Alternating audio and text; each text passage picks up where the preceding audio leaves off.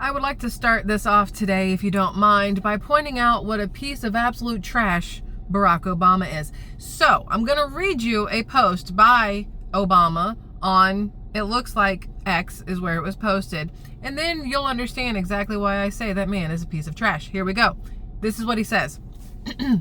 After 2 years of unimaginable loss and suffering for Israeli families and the people of Gaza, we should all be encouraged and relieved that an end to the conflict is within sight, that those hostages still being held will be reunited with their families, and that vital aid can start reaching those inside Gaza whose lives have been shattered. More than that, though, it now falls on Israelis and Palestinians, with the support of the U.S. and the entire world community, to begin the hard task of rebuilding Gaza, and to commit to a process that, by recognizing the common humanity and basic rights of both peoples, can achieve a lasting peace. Now, can anybody here tell me what's wrong with that post by former President Barack Obama? Raise your hand. You in the back. I'll say it for you because I know what you're going to say. Not once did he mention the fact that this is all because of President Trump.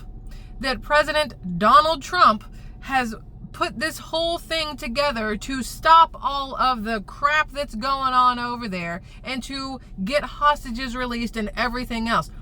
But heaven forbid, former President Barack Obama, who lost the election this year, unfortunately for him, because we all know who was behind everything with Joe Biden and Kamala Harris,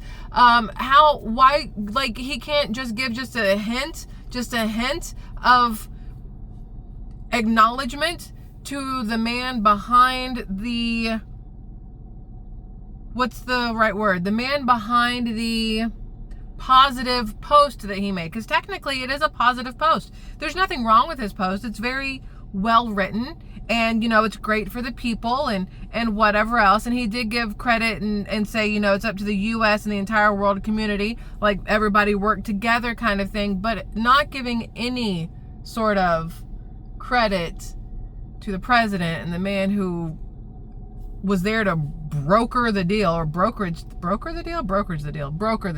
whatever. That rubs me the wrong way, as I'm sure it does many of you. It's one of those, what do you call it, where somebody says something nice to you, but it's got that underhanded shittiness behind it. Like they're trying to, it's supposed to sound like they're giving you a compliment, but really that compliment is a way of crapping on you in the long run. That's how that comes across from him. Now, this other thing I want to mention to you, because I think it's very funny. I saw this on Facebook, and so I'm going to show it to you guys here. There's this cup. Tell me if you can see this cup, which I'm sure you can. All right, you see this cup here? It says, have an ice day, right? Ice. And so people are like, oh my gosh, it's so racist because ice and blah, blah, blah, blah, blah. Which, even if it was, it'd still be kind of funny if the person buying it was Hispanic. I don't really know if the person who bought it was Hispanic or not. But a Hammond couple is hoping Starbucks becomes more aware after a have an ice day was written on their drink on Saturday. And so it's this whole thing because, Starbucks has been dragged since the whole Charlie Kirk assassination and the Mint Majesty, is it Majesty Mint or Mint Majesty tea with 2 honeys and everybody wanted their name on the label and everything. Starbucks has been dragged since then. This would be the opposite. I would think, though, that this would be if a Starbucks barista wrote it, number one, she'd have to be, I'm assuming a she because there's hearts on it. That's, or, fruity he, whichever. They'd have to be a conservative / Republican. And how often do you see anybody like that working at a Starbucks? I'm not saying it's not possible. I'm just saying, but have you ever seen it? So this comment that I saw here is the whole reason I took a screenshot to share this with you. This comment says, I know this is going to be difficult to believe, but it is possible that the barista wrote it because they ordered an iced drink and wanted to say have a nice day and thought it was clever to say have an ice day, especially with the hearts on the cup. Now, the reason I'm sharing this with you, not because, yay, Starbucks or anything, that kind of stuff, but because of a conversation we had just a couple days ago where I said everybody gets butthurt over every damn thing these days. And it's like, could we all just take a step back and remember not to be a bunch of pussies? And again, that's the nicest way I know how to say it. because getting bent out of shape over have an ice day, I'm like, really? This is what we're doing now? Even when people are writing loser in theory on Starbucks cups, guess what? Are you a loser? Then why do you care? Like, if it really happened, like, why do you care? Unless you also identify as a loser and you're triggered because somebody called you that and you feel seen, but in a very bad way. We have got to quit being such crybabies about everything. This making it to a news station because somebody have an ice day. Anyway, another thing, this is from some schools. I just wanted to show this to you. One of my subscribers, viewers, audience, I don't really know what to say. YouTube family, I'm gonna go with that. A YouTube family member sent this to me today, that there is at their child's high school a TPUSA interest meeting. So, political discussion, civic government. It says, this is Charlie Kirk's quote, "Without free speech, there is no such thing as truth. The moment you silence opposing voices, you destroy the foundation of democracy," which is a Charlie Kirk quote. And I think it's great that this just went up at a high school, and my husband and daughter and I were actually having a conversation about this, and this was the conversation. And a lot of people may not understand this or agree with this, but if you have children, you might. So this was the question is, do you, as parents, want your child signing up for this if that's your high school? And hear me out here. With the way people have been turning on conservatives, Republicans, Christians, people who are fans of Charlie Kirk, who believe the way Charlie Kirk believed, who are, pro Turning Point USA, there has been a lot of negativity towards those people. So the question is, would you, as parents, want your child to go to this and sign up for this? What if they were one of 5 and the school is very liberal? Does this put a target on that child's back? It was an interesting conversation to have, because our daughter, she is 16, and in her high school, there are teachers that we know for a fact are very liberal, which, our daughter thankfully has us to talk to and understands the both sides and what's what and morals and ethics and things like that. So she's not going to be mind altered, or what's the word? Brainwashed. Thank you. Which is the word for mind altered, by any of these people in power at any school she may go to, any job she may work at, or anything she may watch or read, right?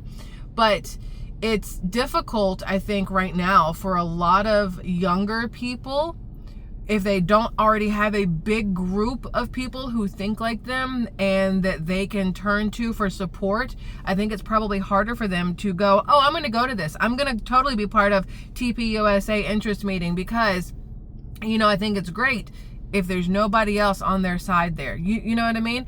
Is it then a target? Does it then turn them into the kid that gets bullied? Does it turn them into somebody that could be physically harmed, right?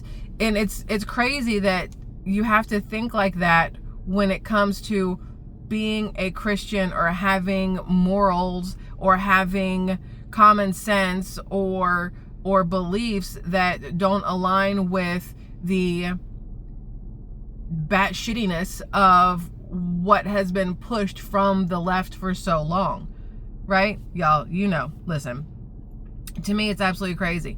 Now, this other thing, and this is just a smorgasbord of stuff that I saved that I want to share with you guys that I found interesting or amusing or whatever. So I saw this post, and you obviously have to take everything with a grain of salt, because this could be made up as all get out. It could be fake as crap. I have no idea. But I saw this post. I did not look up this person's name to see if they're real or not, but I saw this post here. You see this lady with all her kids, right? 5 kids there. And this is what it says. Ready? "Everybody's always asking me why I am a single mother of 5 at the age of 26. My brain was like, because you don't know how to use contraceptives, but okay, continue. This is what she says. "If y'all was really smart," sorry, you've already kind of lost me there, man, but we will continue. "If y'all was really smart, you'd understand kids is the biggest hustle out there. I don't clock into no job. I let Uncle Sam and baby daddies cut me a check every month. 5 kids equals 5 bags. Food stamps, free rent, free healthcare, and child support on top of that. My bills paid before I even wake up. Everybody keep asking me why I had 5 kids because every single one come with a check attached. My life secured while y'all stressing over 9 to 5s. Don't be mad at me. Be mad you ain't catch on to the hustle." Number one, ma'am, ma'am, you made my brain hurt. I understand people talk a certain way. I do it. I mean, I have my own way of talking. People communicate a certain way, but that literally does make my brain hurt. And that also may be why you're single, you know, because whatever. But that's crazy to me. We have seen so many videos of women, generally women. I don't very often see men post videos like this, of these women going to Walmart or wherever else with a cart full of just absolute trash stuff to begin with, you know, Cheetos and Twinkies and sodas and juices and frozen foods and whatever else, while dragging, you know, a friggin' baker's dozen kids behind them and going up to a register and then pulling out, you know, WIC or SNAP or EBT or whatever else to pay for everything, and then acting all like we've done something wrong to them when President Trump comes through and goes, hey, we're gonna have to prove that you need to be on whatever this is. And then they're like, but I have all these kids so I can have all this. It's crazy to me that that's how people think, that they use their vagina as a paycheck. Well, not prostitutions, obviously that's a different kind, but how like a Pez dispenser, but a baby dispenser. Open the head, pull the arm, whatever, the little thing pops out and you go about your day.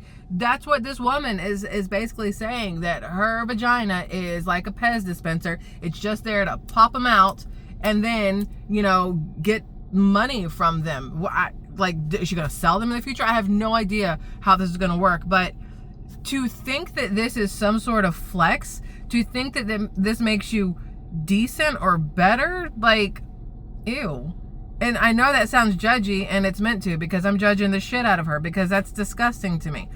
It will never make sense to me why you want to be a leech, why you want to, like, why? I don't even know where to go with that. Like, it's so mind-boggling to me that I literally can't even put into words how I feel about it, which makes no sense because words are my favorite thing in the world, right? It's just absolutely gross. And you have to wonder, how does she treat these kids? How does she talk to these kids? These kids are going to grow up to be probably just like her, especially if there's no dad around. Single mother of 5. And of course, to be that person, do any of them have the same father? Like, you have to wonder, do any of them have the same dad? Or we got 5 baby daddies running rampant out there. And then she's probably going to get child support on top of everything.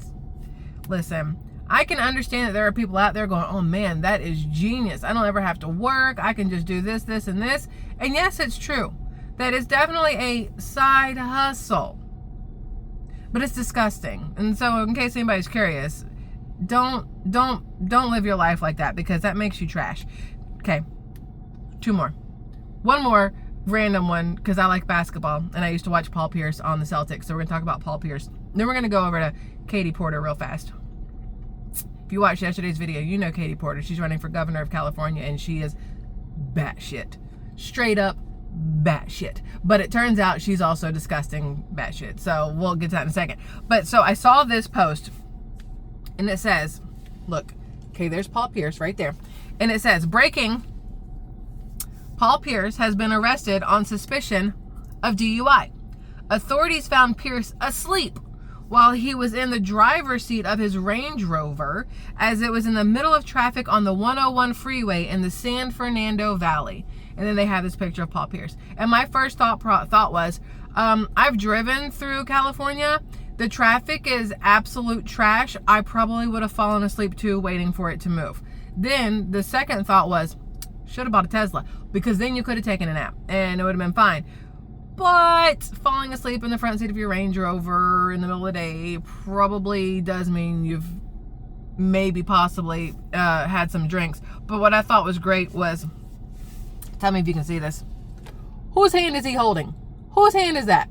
Like, I understand they wanted like a good picture of him, but you couldn't get the hand out of there? With everything AI can do these days, you couldn't figure out how to get that hand out of his hand for the picture? No? Okay. Anyway, so that was that. I thought was just whatever. Now, we're going to do real quick Katie Porter. So,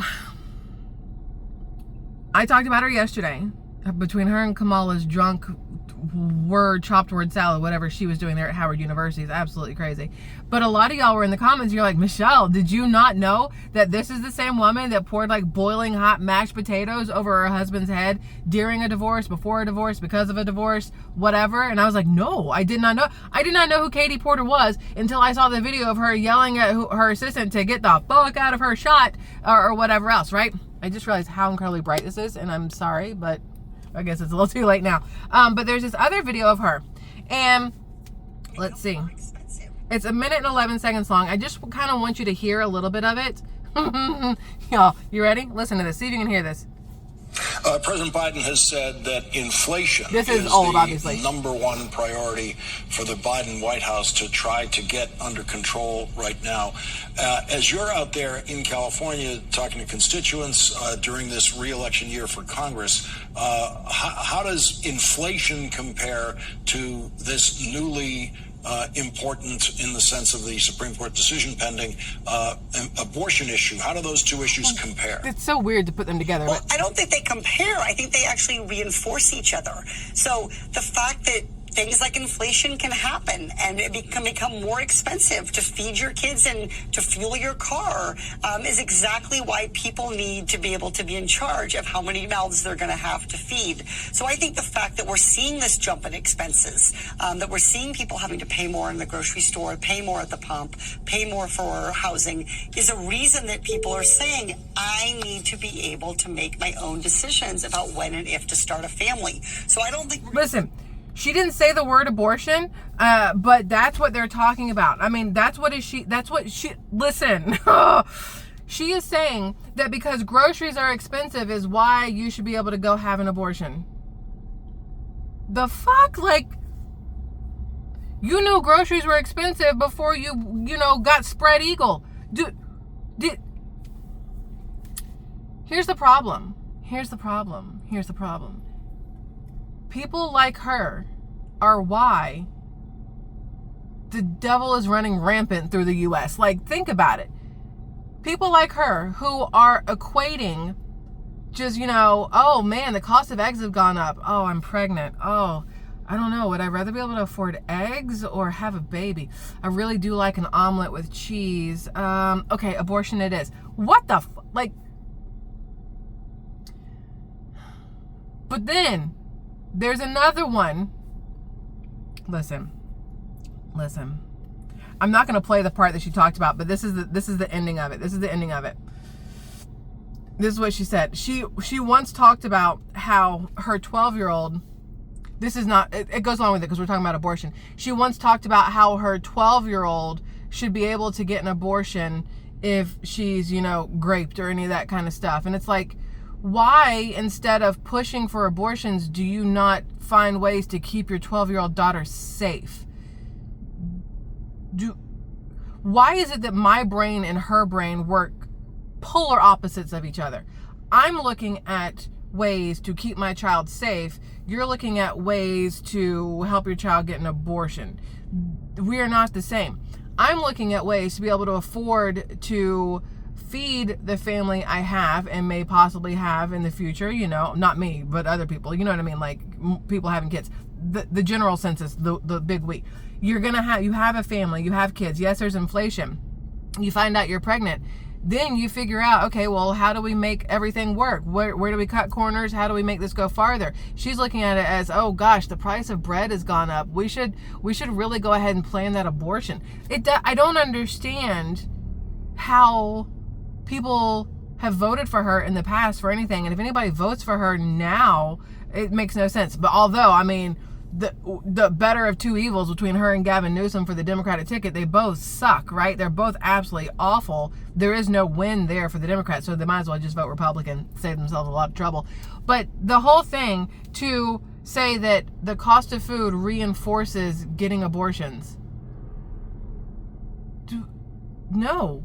That's not how that works. Like, that's, to me, disgusting. But again, my brain thinks in a moral, common sense kind of way, and hers thinks in a Satan spawn kind of way.